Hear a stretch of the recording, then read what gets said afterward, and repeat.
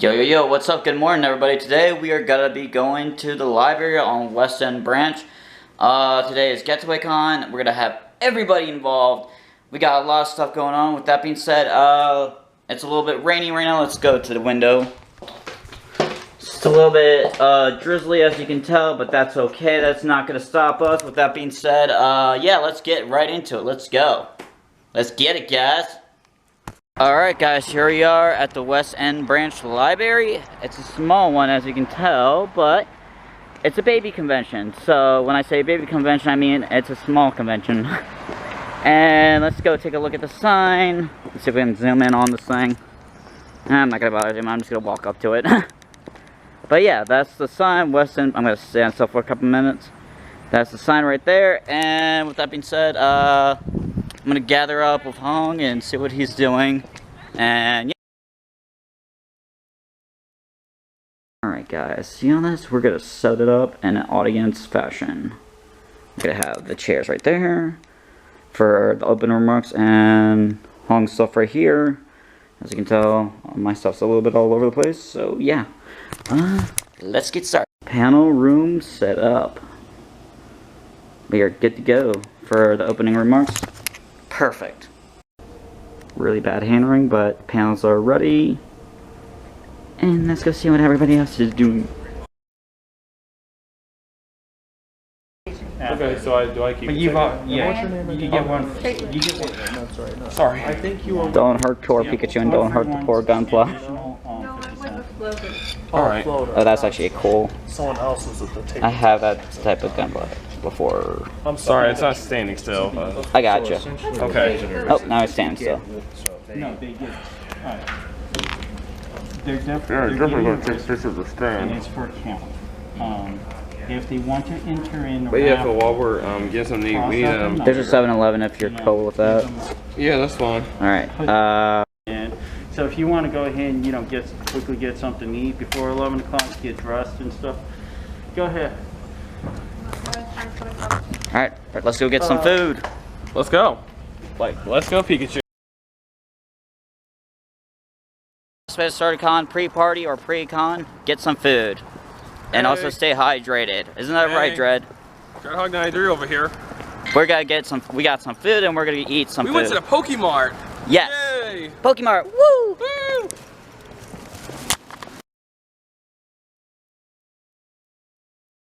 We got a better setup.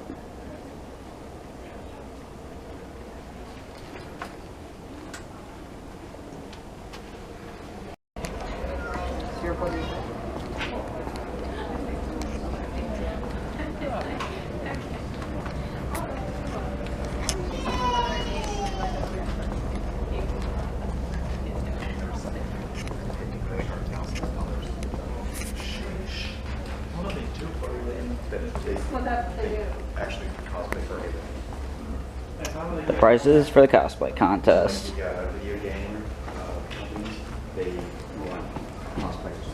Tabletop gaming.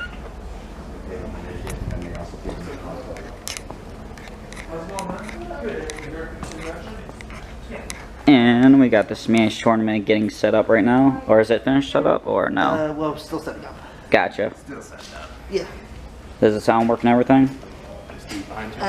Well, for the most part, everything's working. I'm not a fan of Splatoon, but that controller's pretty cool. Yeah.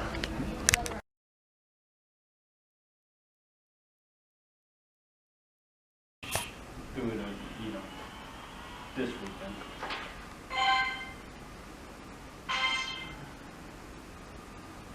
This library has a Pokemon Go spot. No, this is interesting. What's up? The library has a Pokemon Go stop here. Oh. Yeah, I mean that cosplay I'm wearing. I'm a Pokemon Go player.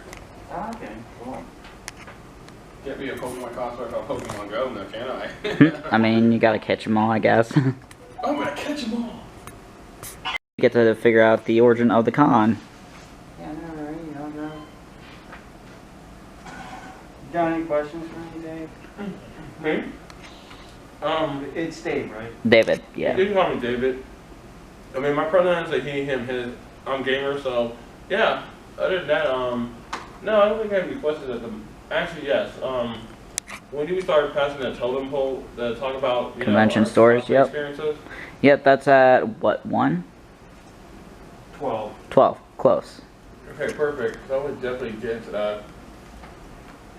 Yeah, here's all the events that's going on today. It's super. There you go. Now it's clear to see.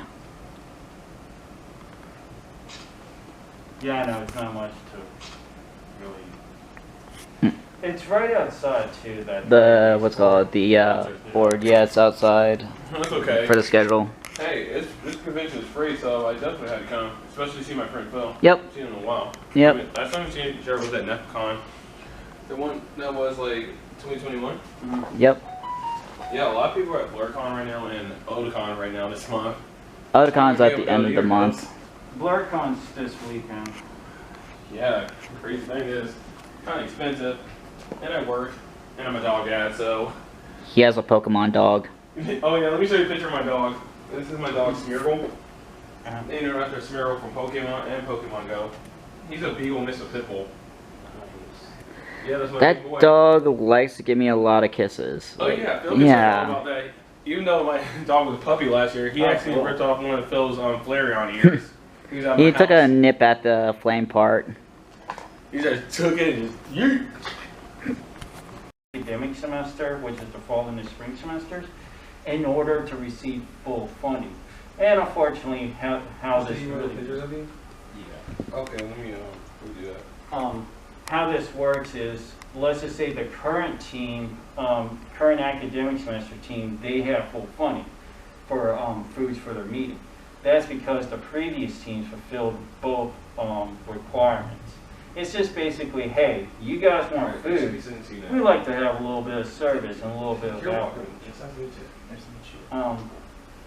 So, you know, it's a little win-win situation. So, originally, Jackie, who I report to from Student Life, she said yes, that it will knock out both because, yes, it's a college-wide event. And then she mentioned about how it could be a community service because we're all doing this freely and stuff. Even though it's like entire semester passed by, and she's like, no, it counts more as a college-wide event than a community service. But either way, I did pitch the idea of maybe whether downtown Parham campuses,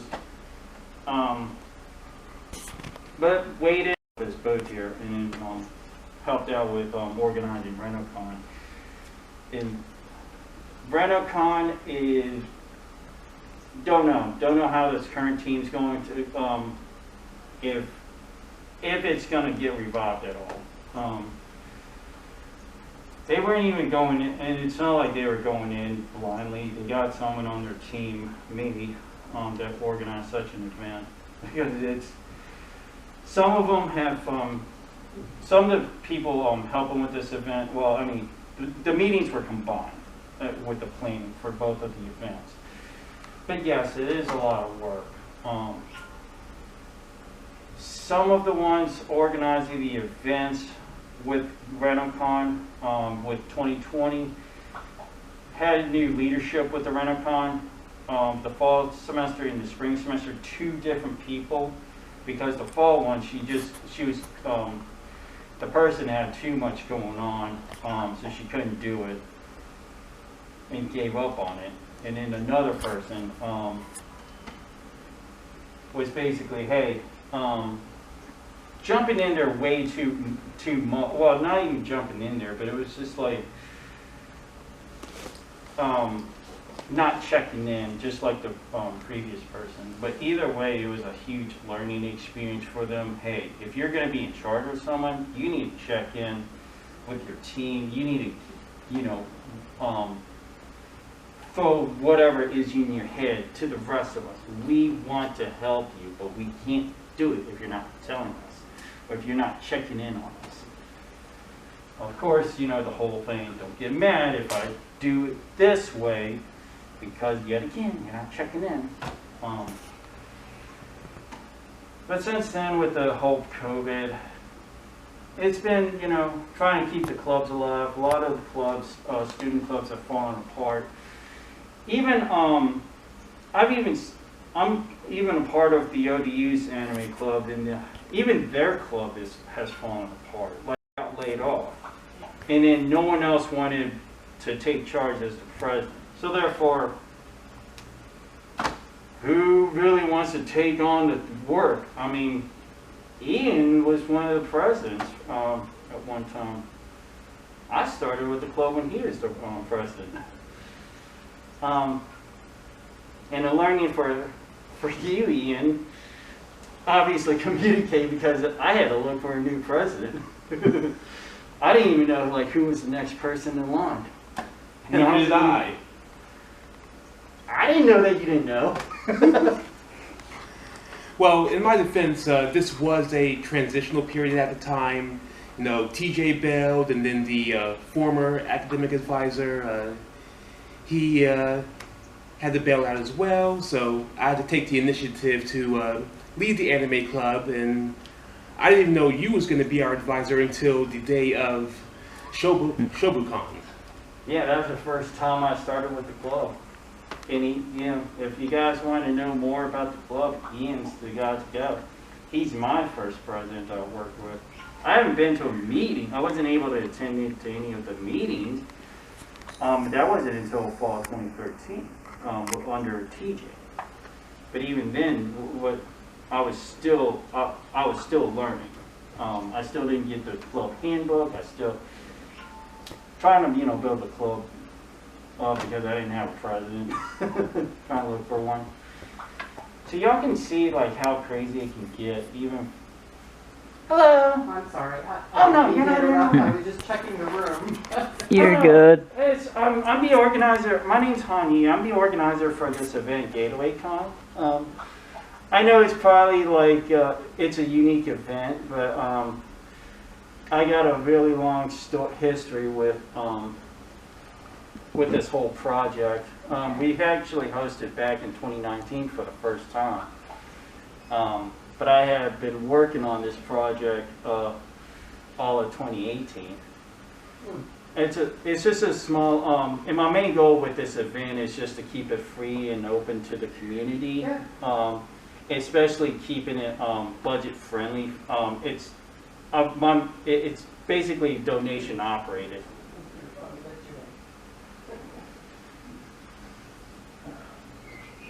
Yeah, we just got 8 minutes left. Oh no, you're fine.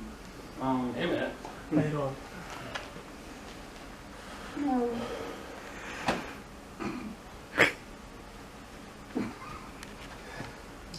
I mean, we good? Yeah. All right. Was this like the opening ceremony? Kinda, yeah. More Well, or I less. mean, if I had more people, that's different. No, you did fine. Yeah, I mean, you definitely, what's the word? Definitely elaborated a lot and told the backstory and origin story of the convention. So that's cool. Like, I definitely learned something. Yeah, I mean, it's a lot of work, as as you can tell. Even at a small scale like this, and all it took was just getting permission from the Richmond Public Library. Henrico, that was actually the first pick. Libby Mill, we would have been in the meeting room, which housed like at least 100 and some people. I don't know if maybe, but Richmond Public Library, it's great. Lisa Chrisman, the branch manager, like I said, thank her. She knew, not only did she know what anime was, that made it a lot more easier. But Richmond Public Library, they also, they're doing, just like everyone else, they're doing like anything just to attract people to their facilities and show them what they've got. As you can see, they're doing they have a theme like I've mentioned. So yeah, I mean, if you go to the website and whatnot, I have updated the website for, and if you go under the feedback section, there's 2 surveys. One is for my event, and I learned about this yesterday. This one is for the main branch. they're getting feedback from the community. So, hey, if you see something, maybe you can throw us, that maybe they may need change or whatever the case is. They're looking for feedback. I know as far as the city goes, the most intimidating thing is parking. I mean, come on now. That's again. I mean, Reynolds Community College, the parking deck, there's no parking deck attendant in the weekends to Saturday and Sunday. The gate starts opening at 11 o'clock at night when the parking deck attendant is done for the night. And it's free game on the parking. But it's still a little bit of a walk, for that. Yeah. Hopefully we'll get more people later on today. I know people are probably still waking up. Yeah, I mean, it's like, what? 11:26. Yeah, 11:26, almost 11:30. And, it's not the, yeah, so we got BlurCon that we're going up against. But again, that's like, what, 2-3 hours away from here? And expensive. Oh yeah, that too. That was hell expensive last year. Yeah, the big conventions, you'll probably find that their prices probably have gone up. NecoCon's roughly the same price from what well, it was 45, but then it went to 55. Plus fees and whatnot, like the service fee. Yeah. I mean, these big conventions, I don't know, all the others, I mean, they're doing it yearly, but they're also having a small team like go out to each other's events and supporting each other and whatnot.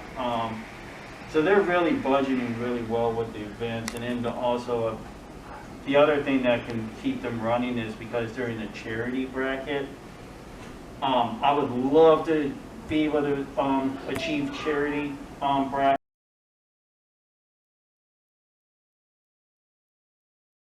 Alright. Good? Yep. Alright.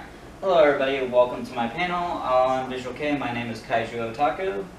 I have been a fan of Visual Kei and anime for quite some time now, and today we're going to go over the history and different types of Visual Kei. But before we start, who's heard of Visual Kei? Anybody? Visual Kei. Negative? Okay, so we got some new people new to Visual Kei, so with that being said, let's get started. Alright, introduction. What is Visual Kei? Visual Kei is basically the Japanese version of glam rock. What is glam rock, first of all? So glam is essentially like where most American musicians use makeup and crazy hairstyles. A primary example would be Kiss, Guns N' Roses, and so forth, including David Bowie as well. Now, Visual Kei is the same thing, except it comes in many styles compared to glam rock in America. It's all about the style and music with the artist, essentially. So, where Visual Kei started in the pioneers.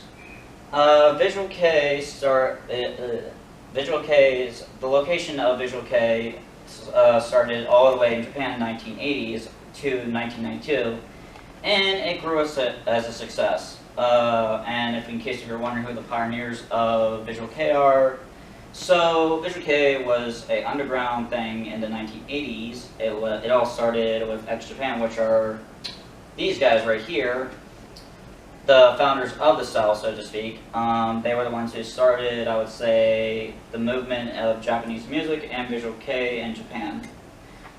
You are probably wondering, who is X Japan? X Japan is a power speed metal band, almost kind of like Megadeth and...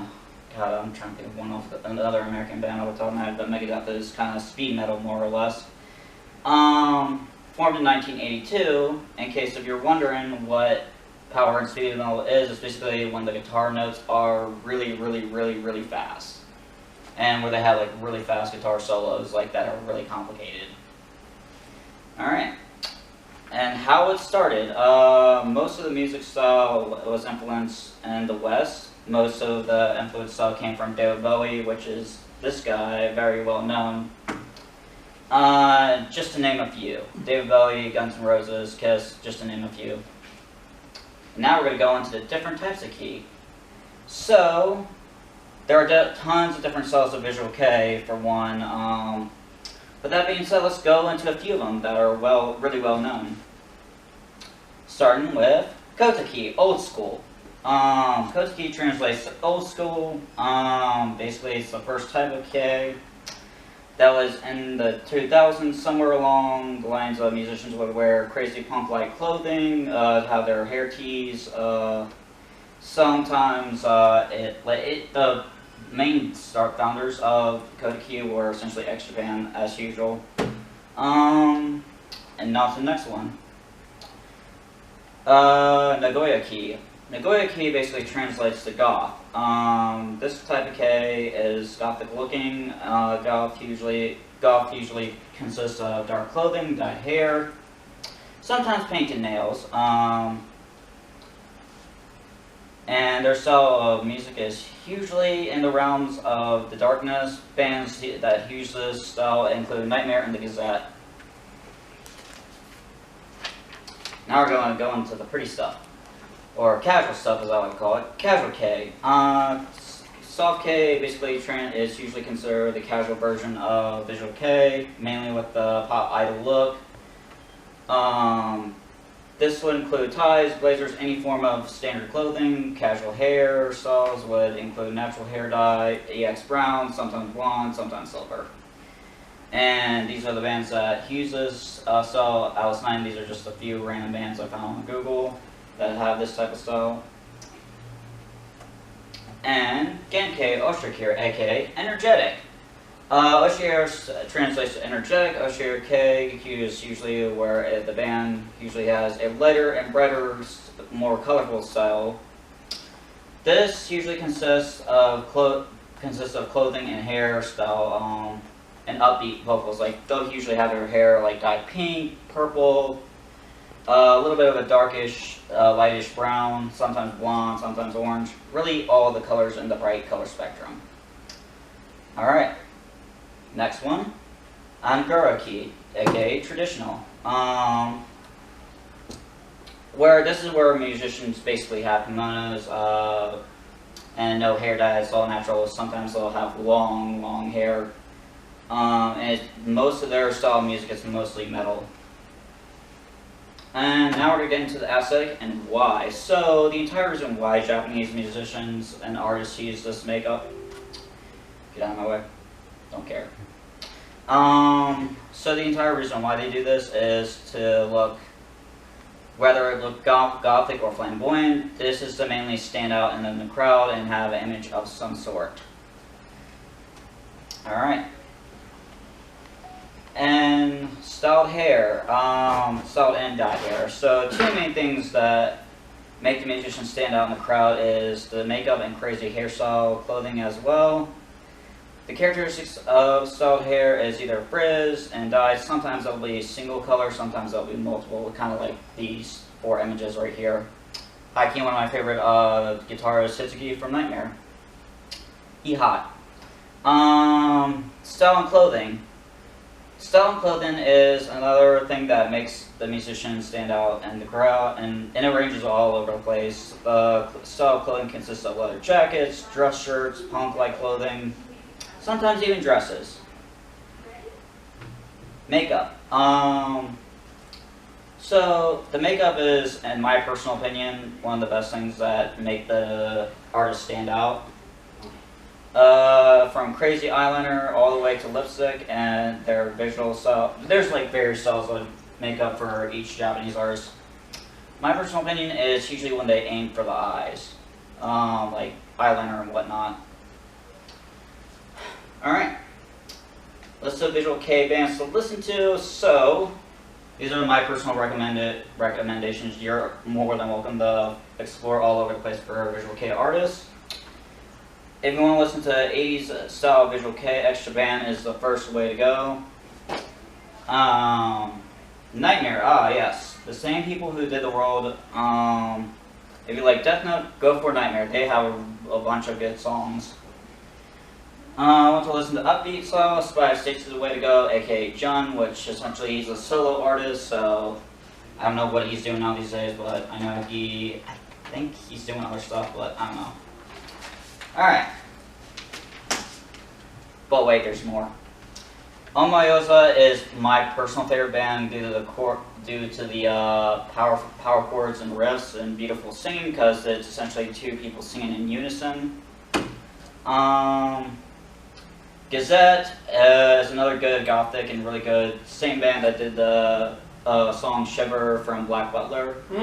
Yep, I love that anime. Yep, he knows. Now, my personal favorite artist, Takeshi Nishikawa, aka TM Revolution. If you love J-pop and J-rock and high, fast-paced induced beats, Team Revolution is the way to go. He's the same dude that did Ronin Kent, the opening, like the closing to Ronin Ketch and the Heart of the Sword. I would recommend go checking him out. And if you are into melodic rock, Phantasmagoria is a good one to listen to, which they are essentially where they're right there. Alright.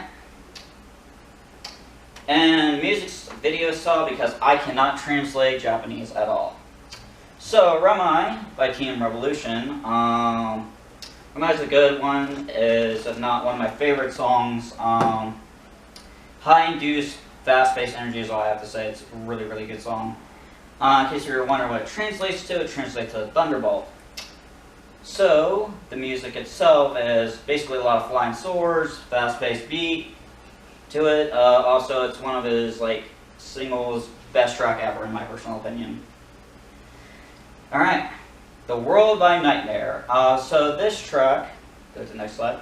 So this track kinda is legit a great, it has a great slow start for an intro, epic build-up with to each note.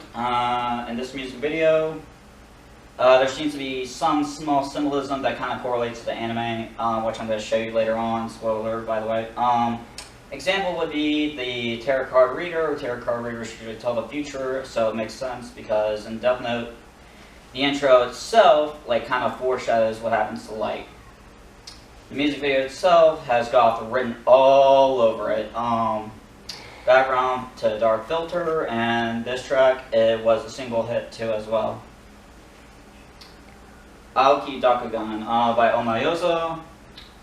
Alright, so Aoki Dakugan is a very underrated song by Omayosa from their album Kishiboshin, which translates to Mother of Demons. Now, the music video itself seems like the entire theme has to do with samurais rising from the battle and from the battlefield and to get back into the fight. The song itself has a lot of really good power chords and guitar riffs. The area where they're performing is in a cool spot, with cool green screen and whatnot. Dark skies and a lot of 360 camera turning. Legit, one of my favorite track spot next to Shushu. Alright. Those are some of the what's it called, tracks to listen to and whatnot. Because I felt like putting this as a bonus. My personal favorite guitars by each artist. I believe that is Hyde and on the right picture, and that is Hitsugi. The guitars for Nightmare. Alright, conclusion. So as we wrap up this conclusion, Visual Kei is the art that plays into the intros and outros when it comes to anime and whatnot.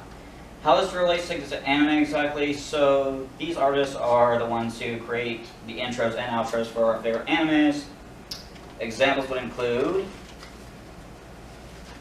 Black Butler for one, Shiver, and in my personal Visual Kei is really cool in my personal opinion.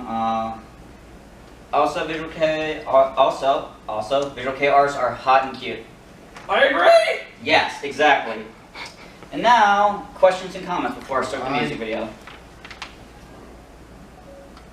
Sure? No questions and I have comments? a question for you. Yes. What's your favorite K artist? Probably Omayosa, the traditional Japanese artist. Say that one more time. Omayosa. Oh my what? Omayosa. Okay, gotcha. It's a really weird pronunciation, and also nightmare. Gotcha. Alright, and because, I would suggest turn off cameras because copyright, blah blah blah, so turn off your cameras because we're going to watch a music video.